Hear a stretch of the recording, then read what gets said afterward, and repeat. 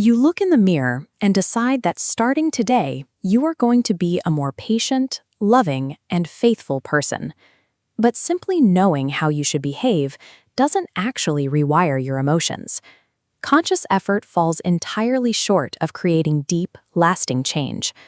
When you try to command yourself to feel kindness or faith on demand, the mind resists. Instead of generating authentic warmth, you end up bottling up your actual frustrations, which only builds intense internal pressure. Willpower alone cannot rewrite human emotion. Brute forcing positivity doesn't make you a better person.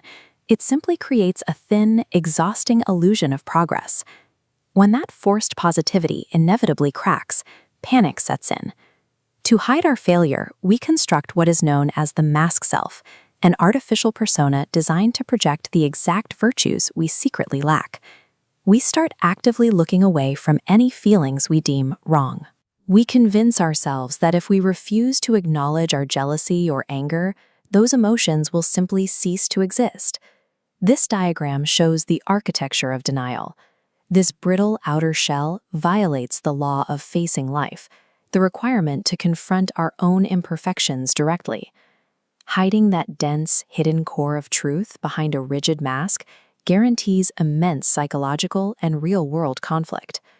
If you manage to drop that mask, what you find underneath is rarely pure evil or pure virtue. Human nature is a complex, overlapping mixture of contradictory tendencies. Part of this mix comes from the higher self. This is the aspect of your psychology that desires perfection and personal growth out of genuine goodness and a love for others. But operating right alongside it is the lower self. The lower self also wants you to achieve perfection, but its motive is entirely different. It seeks flawlessness solely for ego gratification, demanding admiration and external validation. Because these two drives are constantly tangled together, you cannot simply declare yourself cured of your faults. True psychological purification requires deliberately separating and untangling these mixed, contradictory motives before they can be resolved. To untangle those motives, we have to dig. This diagram illustrates three distinct depths requiring excavation.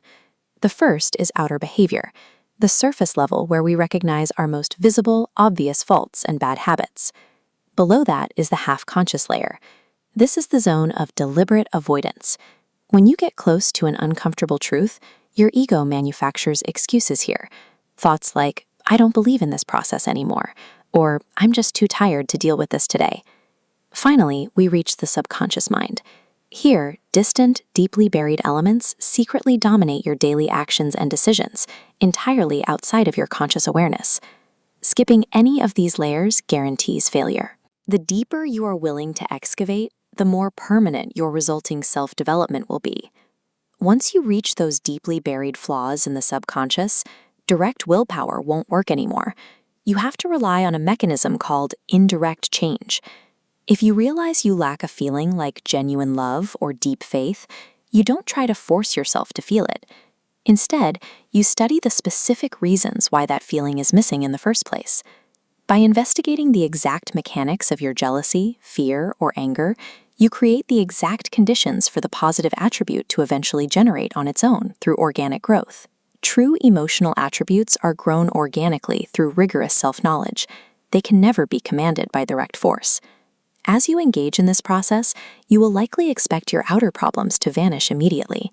The reality is that self-improvement is not a smooth, uninterrupted upward trajectory. Expecting a quick fix or an immediate end to life's struggles is an inherently immature and childish way of viewing the mind. This diagram represents the actual path of development. It is a looping, cyclical spiral journey defined by recurring tests. Life will present you with specific lessons about yourself, and those tests will repeat until the lesson is fully absorbed. Spiritual and psychological growth exacts a high price. It requires the complete sacrifice of self-pity, the end of self-delusion, and the absolute severance of the demands of the little ego.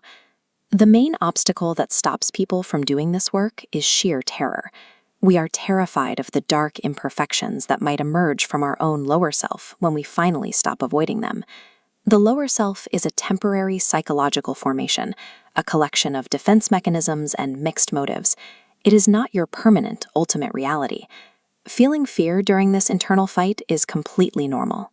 Refusing to turn away from your imperfections despite that fear isn't a sign of failure.